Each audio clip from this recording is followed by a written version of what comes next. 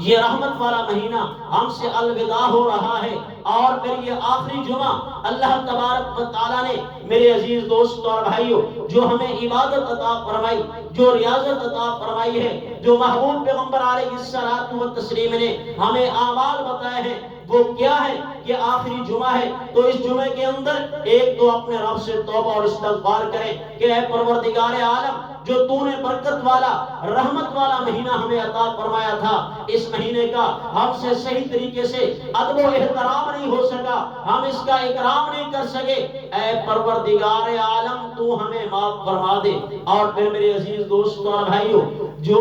آج کی رات ہے، یہ رات بہت ہی بابرکت رات ہے جس کو چاند رات بولتے ہیں۔ ہم تو چاند رات کا نام سن کر بازاروں میں نکل جاتے ہیں، خرید و فروخت کے لیے نکل جاتے ہیں، حالانکہ میرے محبوب پیغمبر صلی اللہ علیہ وسلم نے فرمایا یہ ایسی برکت والی رات ہے، یہ ایسی رحمت والی رات ہے، جو آدمی اس رات کے اندر رب سے کوئی سوال کرتا ہے، رب سے مانگتا ہے، اس کو لیلۃ النجات فرمایا گیا ہے۔ یہ ایسی برکت والی، ایسی نجات والی رات ہے کہ اللہ تبارک و تعالی اس کی دعاؤں کو قبول فرماتے ہیں۔ حضرت ابو امامہ، حضرت ابن عباس رضی اللہ تعالی عنہ محبوب پیغمبر صلی اللہ علیہ وسلم کا فرمان عالی شان یہی نقل کرتے ہیں، 5 راتوں کا ذکر فرمایا، ان 5 راتوں میں سے یہ عید الفطر کی رات بھی موجود ہے جو آج کی رات ہوگی۔ میرے محبوب پیغمبر صلی اللہ علیہ وسلم نے فرمایا جب میرا امتی اللہ کا بندہ